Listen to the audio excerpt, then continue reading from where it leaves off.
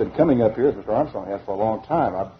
Only recently have we been coming together. We generally would come at different times, and it's kind of thought-provoking to go back to some of the very earliest visits up to here, which I guess was 1979 and in there, and to have experienced the growth that has taken place in the Chicago area over those years, and it's tremendously encouraging. Every year in the late spring, Larry Watkins and I make a pilgrimage up into northern Arkansas. Actually, it's near my birthplace in northern Arkansas, to a place called Buffalo National River. And we rent a boat, take along a little motor. At first, we didn't even have a motor. We just paddled our way down the river. But we do a 3-day trip down that river through a wilderness area. It's a very beautiful river. It flows through mountains, and because of the structure of the mountains around there, you go by one big, giant bluff after another. And you'll make a curve around a big bluff with a gravel bar on one side, and you'll run through a rapid, and you'll curve the other way, and then there'll be a huge towering bluff on the other side. And I remember one of the first years that we went up there, we were floating slowly underneath this giant bluff hanging over the river. And I looked up, and here, seemingly growing right out of the face of the bluff, was a tree. It wasn't a very big tree. It was a rather small and rather stunted tree. And upon closer inspection, there was a crack in the bluff, where over the period of time, erosion and wind had blown dust into it, and there was enough earth in there for a tree to take root. And whether it was a tiny animal that had found its way there with a seed, or whether it was the wind that had blown it there, somehow a seed had gotten its way into that crack, had germinated and taken root, and out of the sheer face of a bluff, in a little old tiny crack, was growing a tree. Now, I suspect most of you have seen this from time to time, and there still, when you see people say, look at that tree growing straight out of that bluff. I heard recently about one preacher who one day looked up the top of the bell tower of his church and found an oak tree growing out of his bell tower. Probably some bird had carried the acorn up there and left it, and in the process of time there was enough dust and dirt accumulated that it took root, and it grew out of that place. It's a funny little thing, isn't it, that it seems that anywhere that a tree has a chance to grow, a tree will actually grow. I saw a photograph not long ago, a really remarkable one. Someone had timed the photograph perfectly, and they had caught a pine cone. Just at the very split second, that pine cone had released a cloud of pollen. Now, and for those of you who might be a little bit young and haven't learned this yet, I did not know myself until I was in college, I was a freshman in college, that there are male and female trees. And that the male pine tree will release this cloud of pollen, and it will sift down, the wind will carry it across through a female pine tree, and the little pollen, some very few of them, millions, billions, there's probably beyond number, of little grains of pollen, some of them, a few of them, get into the female pine cone, and there form seeds. And of course, in the process of time, that pine cone will explode in its own way, and it will send out all sorts of pine seeds that fall to the ground.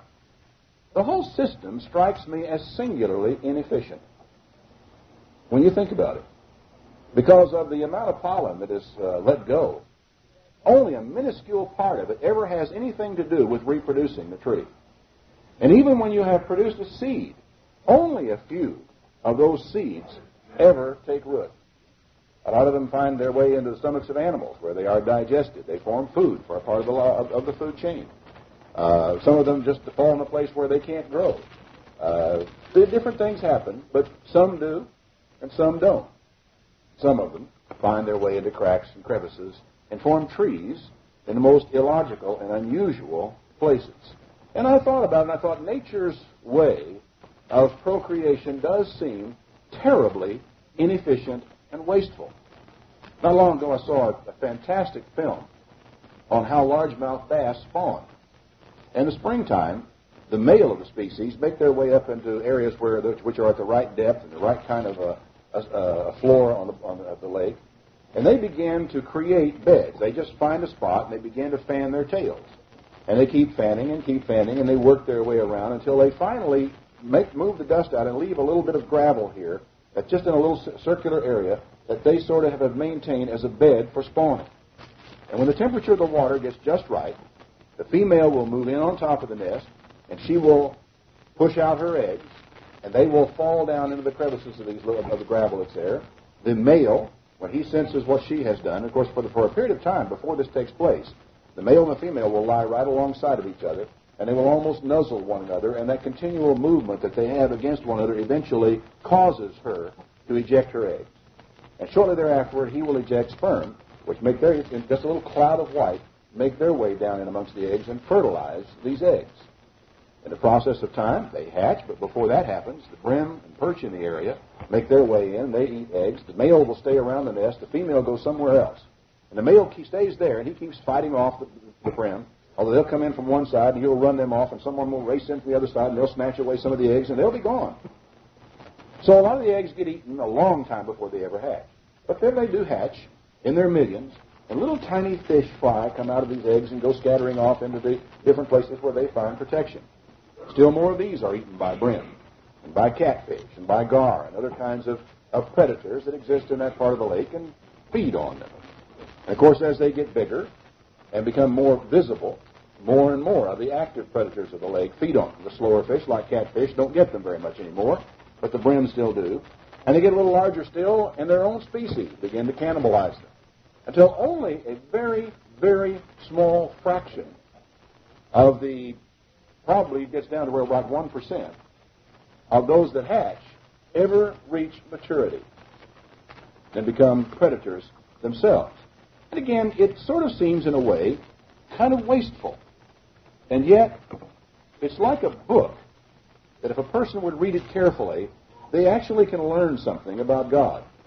In Romans, the first chapter, in verse 18, Paul says, "For the wrath of God is revealed from heaven against all ungodliness and unrighteousness of men, who suppress the truth in unrighteousness."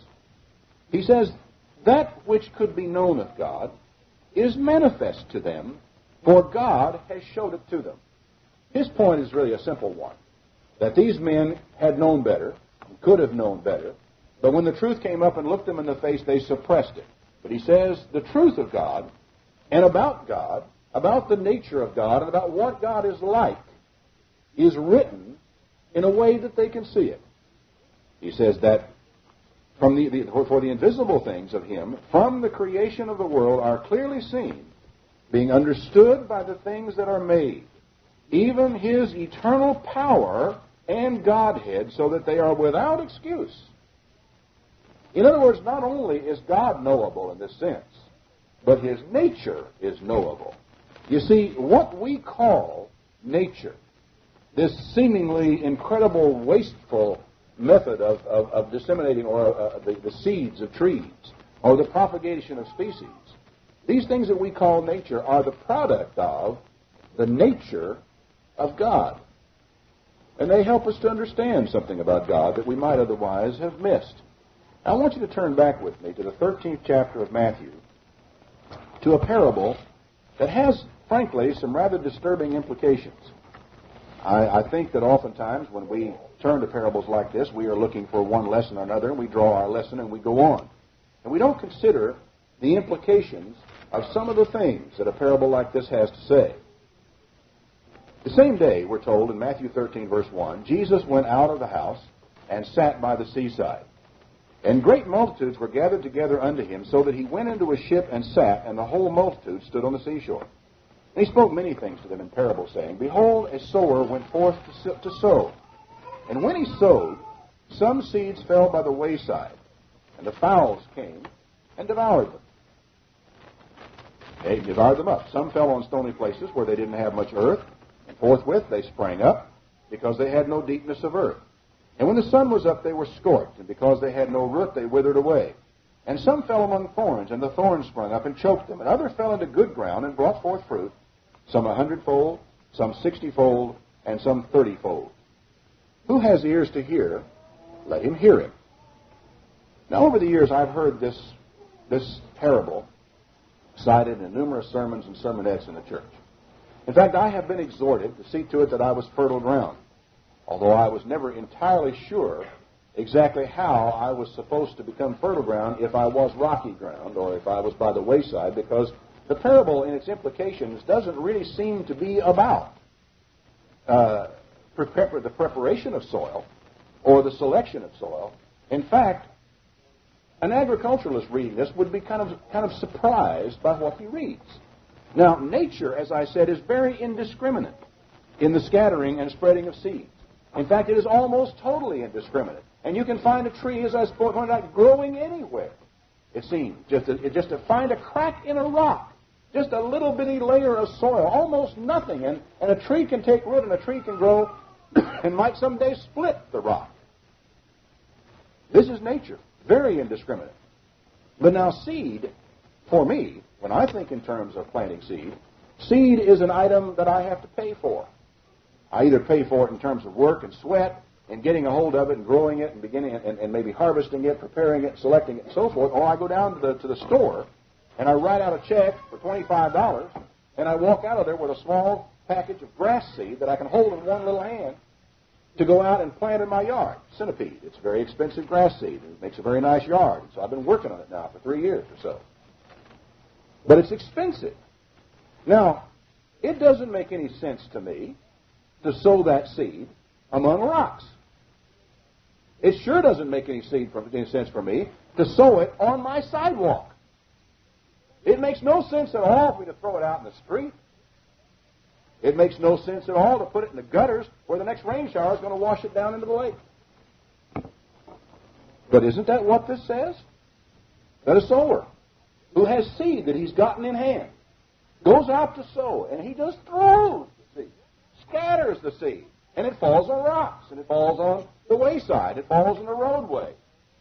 And some of it, by chance, and the whole message of the parable is that it is by chance, falls on good ground. Now, you would have to conclude about this that this is not really about proper methods of agriculture, wouldn't you?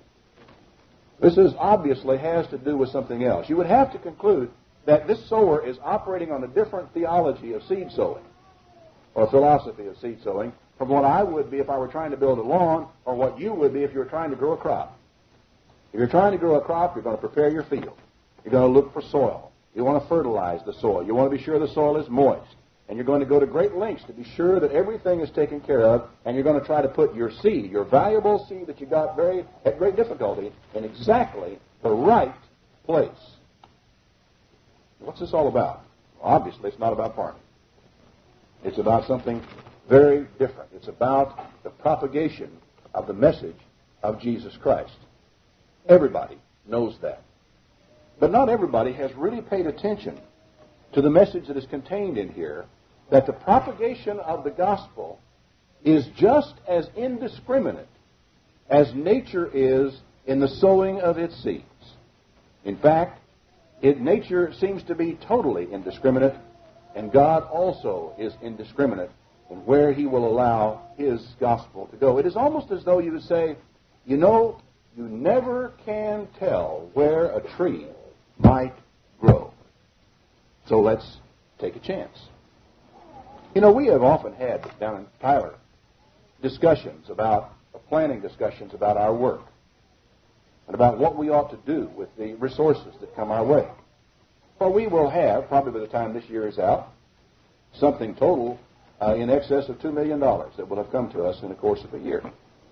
Now, it makes a lot of sense for us to think very carefully about that money, about where it came from, about how we're going to use it, how effective. It makes a lot of sense, doesn't it, for us to try to find a good field to plant that seed in. It makes a lot of sense for us to look for good soil. In fact, if we think it through very carefully, it would really make a lot of sense for us to sow that seed close enough to the house that we could take care of it. But we don't have enough to sow everywhere. You know, we don't have enough to go around. So wouldn't it make sense to you, if you were planting, to plant the seed in let's say, one area close to the house where you could water it more easily, where you can weed it more easily, where you can take care of it and tend it and so forth, and whenever it finally produces the crop, you don't have to walk very far to get it back to the house? Doesn't that make a lot of sense? Well, it made a lot of sense to us to think in terms of, well, maybe what we ought to do is we ought to, first of all, spend the money that comes to us in Texas. Because it doesn't take much for us to run down to Dallas and hold a campaign. Yeah, we can do that in a car. Just, 2-hour drive, an hour and a half drive, really, almost, and you're in this side of Dallas. to do whatever you need to do there. And if we had church members there, we could send a minister over every Sabbath, and we could take care of church services, and the minister could work in our office during the week and be over there on weekends. And then we could, when we got Dallas going real good, we could move down to Houston. We get Houston going, and then we'd go over and get San Antonio going. And of course, there's Austin and El Paso, and there's all these areas in Texas. We move across the line to Shreveport, and then we could expand our way up to Little Rock. And we go over into Oklahoma, and we could sort of grow out from our little center where we are, and that would really, there is an incredible amount of logic in that. Funny, we haven't always followed logic. We've got a radio program in Jamaica. It is hard to service the results of that radio program. And it is very expensive to service the results of it.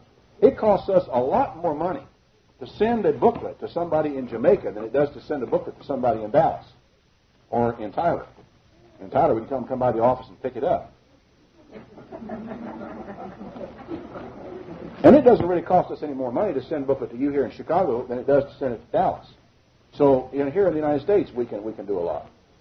Should we cancel that program in Jamaica, you suppose? Maybe we ought to stop doing that until we maybe get ourselves a little bit more established.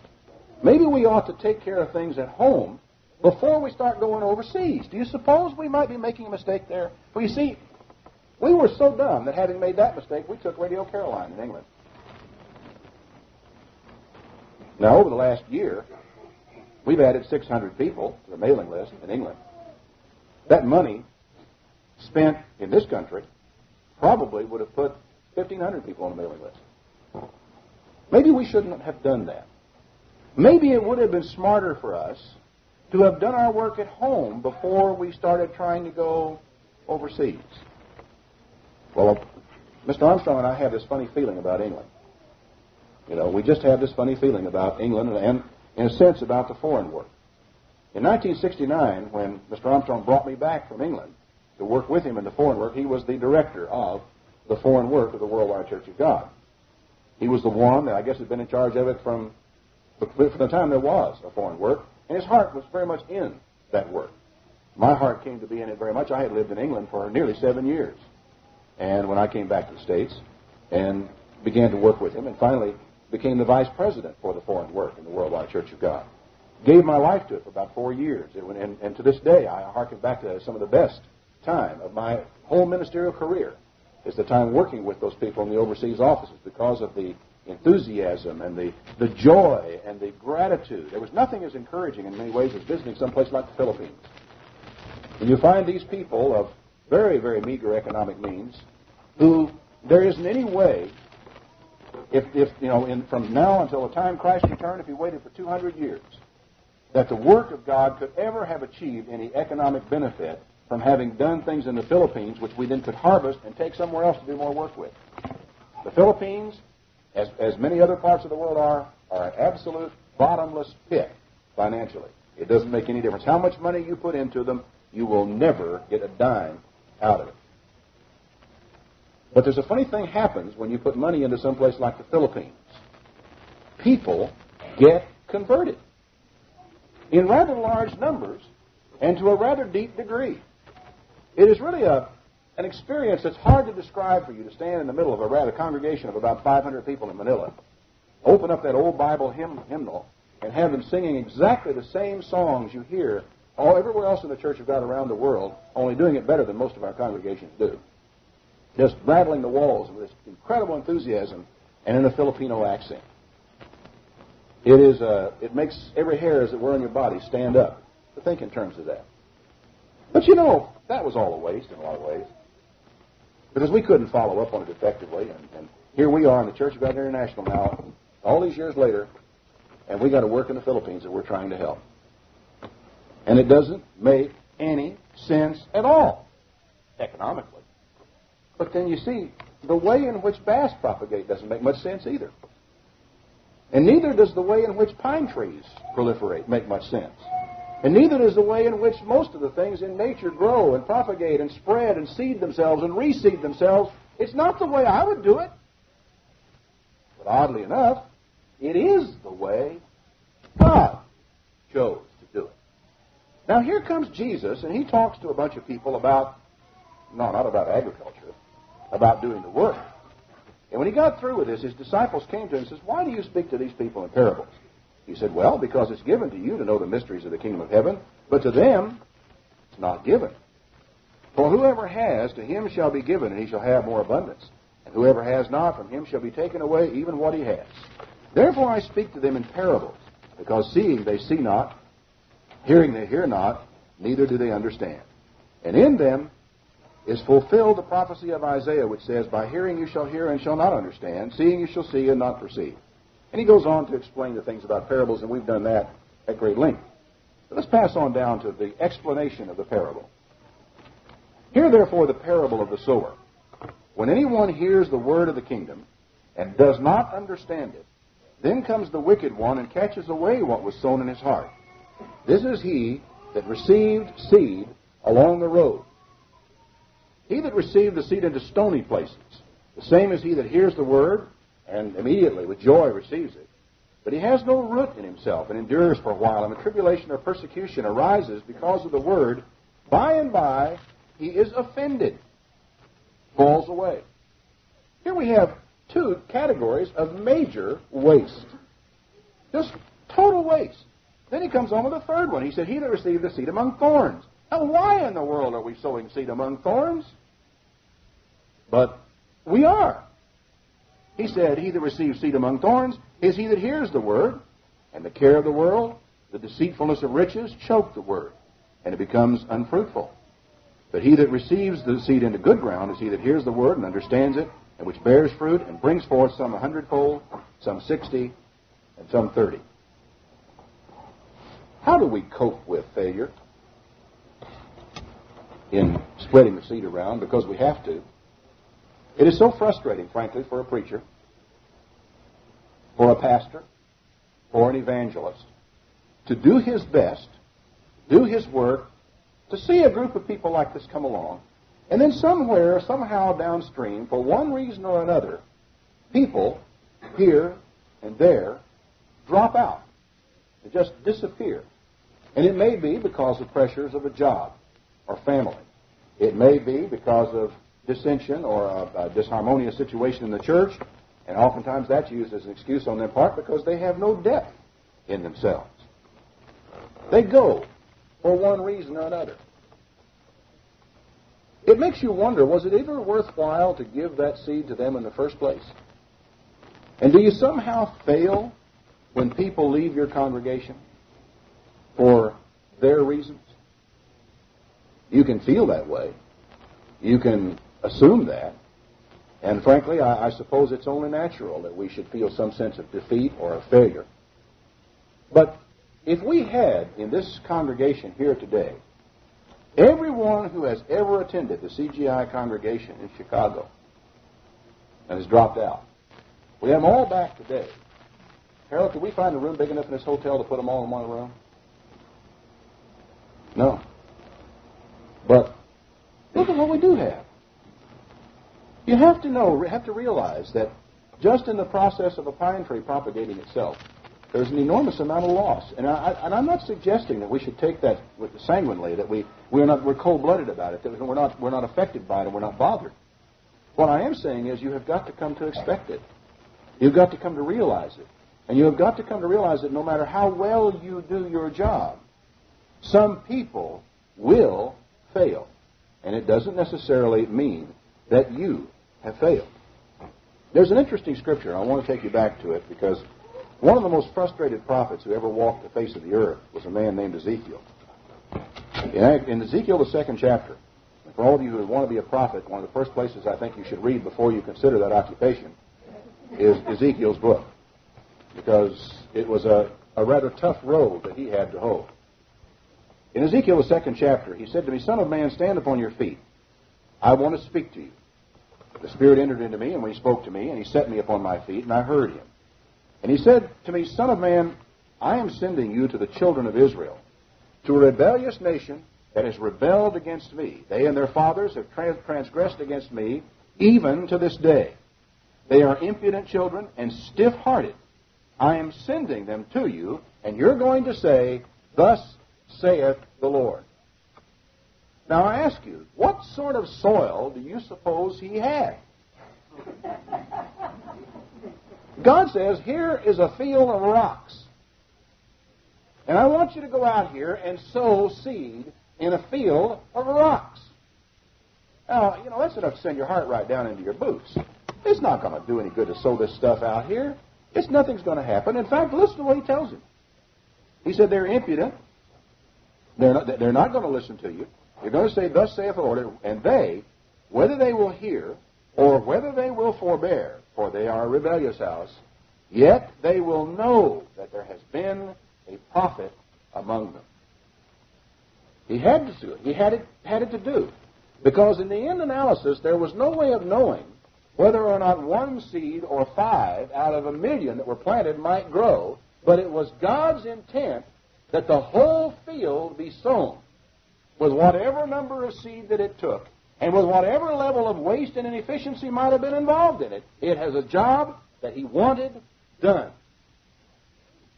And I have to feel sorry for Ezekiel, in a way. But in another way, being told to start with, you do not have to get results here for me to be pleased with you. I am not going to judge you by the size of the harvest out of this field. I am going to judge you by the job you do of getting it sown with the seed. When you have done that, and when you have finished your work, and when you have gotten the message out to these people, you have done your job. And you, son of man, don't be afraid of them. Neither be afraid of their words. Though briars and thorns be with you, and you're living among scorpions, that's what it's going to be like. Don't be dismayed of this, because they're a rebellious house.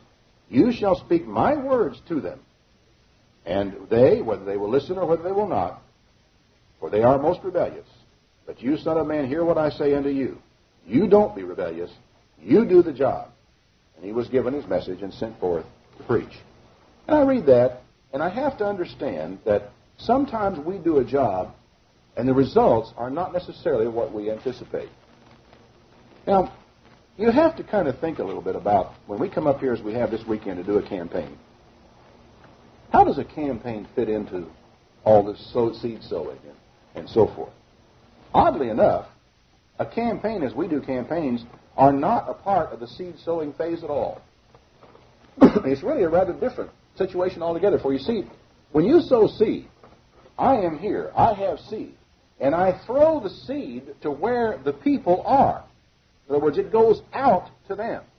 When we have a campaign, we say to the people, we're here, you come to us. So you have moved into a little different phase of things when we come into town to hold a campaign. We are reaching out now and saying to all the places where we have sown seed, you come to us. Now, it's important, I think, for us to understand that a campaign probably is more like a harvest, at least an early part of it, than it is like a matter of sowing seed. It may be likened in some ways, I suppose, to fertilizing or watering or carrying through with some of these things. But a campaign is not even efficient in terms of measurable results. Efficient. I don't mean that there aren't any measurable. We've had excellent results in Chicago. The last time we were up here, there were, I forget how many people were baptized either immediately before or immediately afterward, and the results were tremendous. And yet, they were tremendous to us. Measured in raw terms, our little church, is a pretty small thing compared to what a lot of people are doing around the world, and what Billy Graham might do if he came to town and had a big campaign and all the people wandered down at the end of it. When I think about all this, and I think about so many things that we do, there are also just a lot of things that we do that are not, quote, efficient in the general view of things of agriculture. Let's find a good field. Let's sow our crop in it. Let's water it carefully, weed it carefully, take good care of it, and harvest it. This parable is just simply not about that. It goes against my grain to say this, but efficiency is not a part of our commission. It's not, everything in me, all my logic, everything I have been brought up to believe is, I've got to look at the bottom line.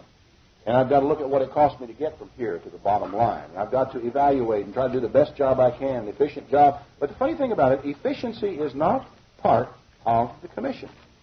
In fact, we are not really evaluated in terms of results at all. Now, that may sound like heresy, but before you get ready to take me out, ride me out of town on a rail, turn back to 1 Corinthians 1 with me, would you? I want to explain something that you might not have understood.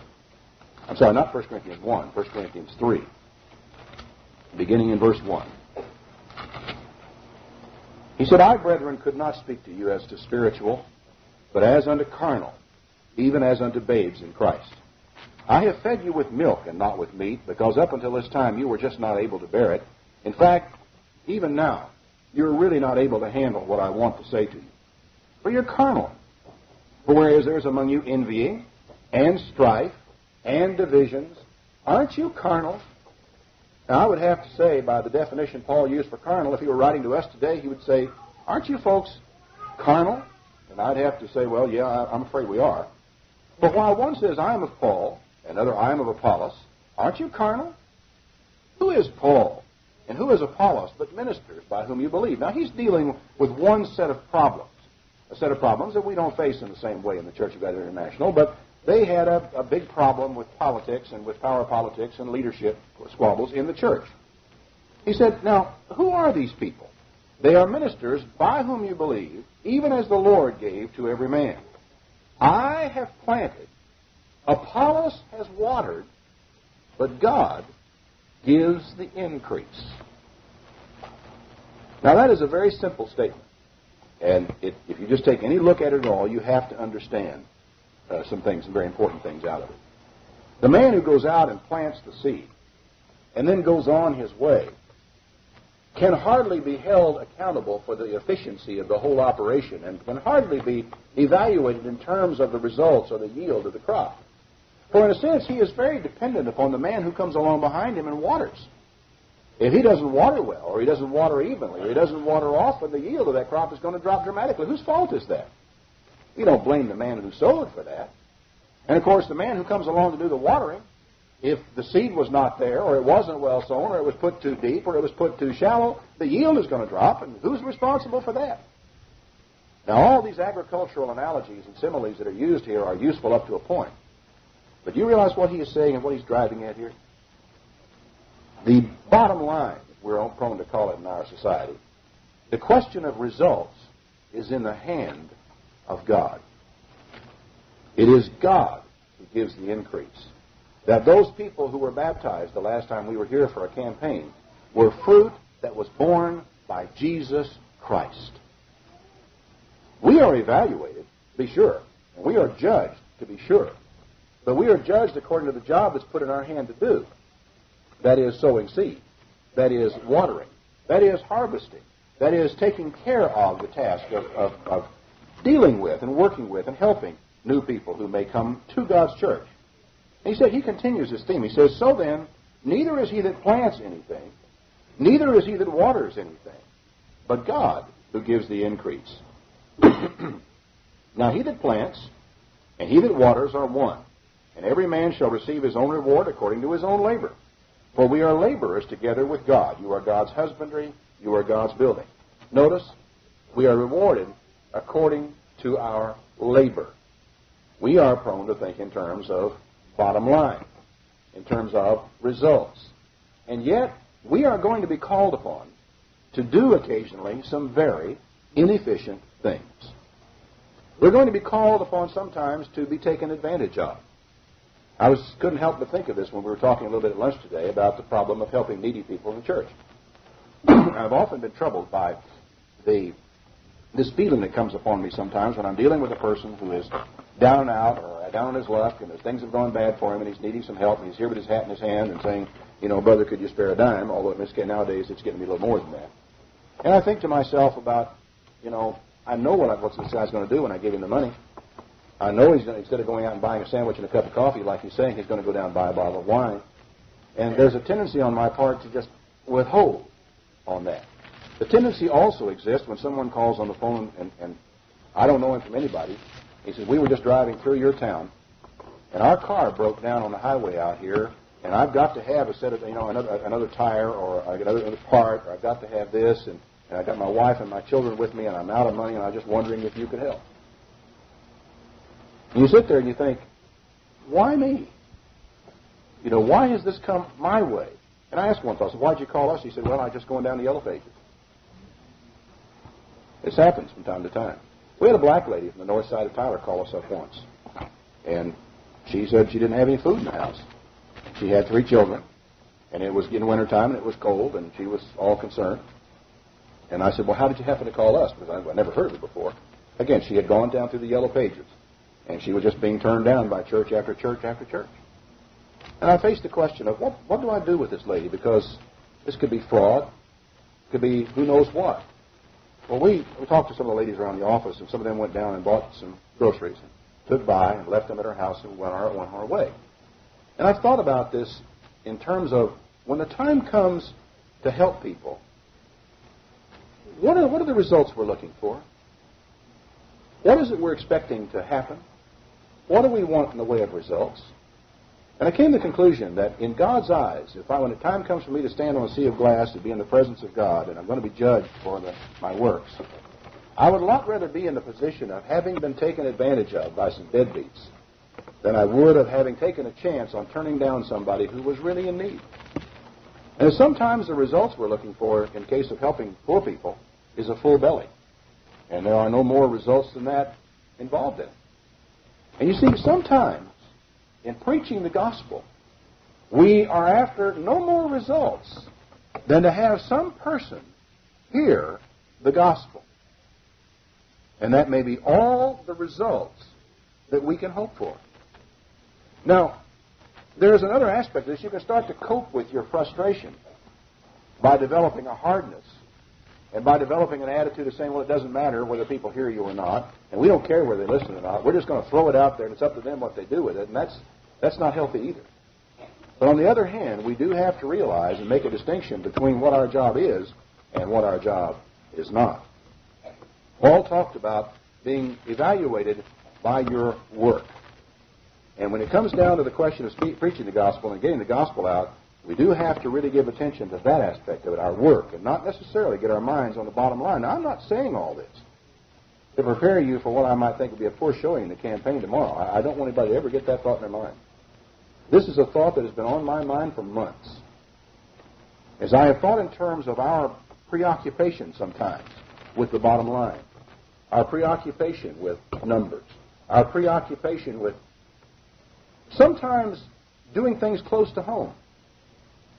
Because as I said before, it was a very great temptation for us when we started out down in Thailand. We thought a lot about it, and we talked about it by the hour. That maybe we shouldn't take a television station in Chicago. Maybe we should stick to Dallas, Fort Worth, San Antonio, and Austin. We thought about it. But we decided we'd go with Chicago anyway.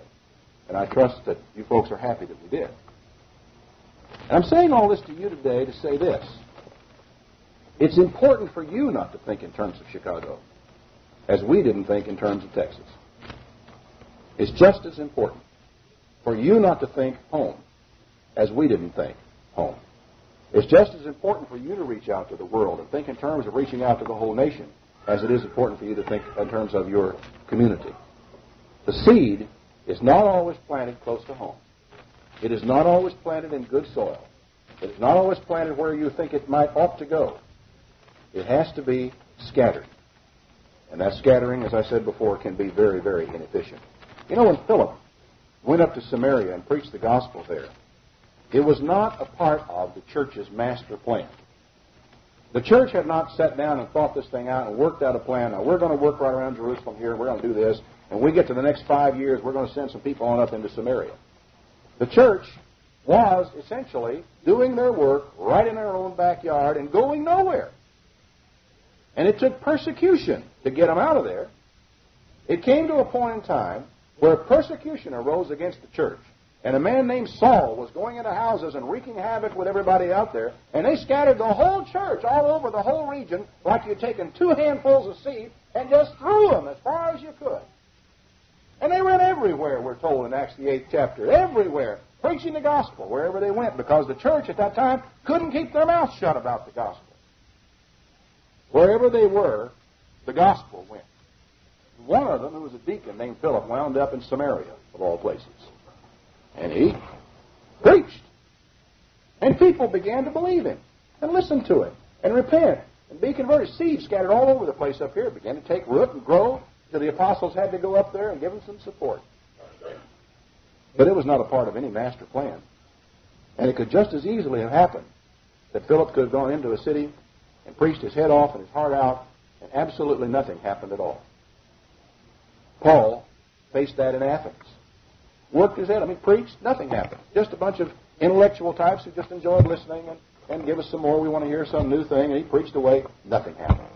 He went down to Corinth, and one of the strongest churches ever built in the Christian world was put together in a city just a few miles south. Interesting, isn't it? Some soil is good, some is bad. You just have to kind of keep scattering it and see where it falls and see what kind of produce God is going to bring of it.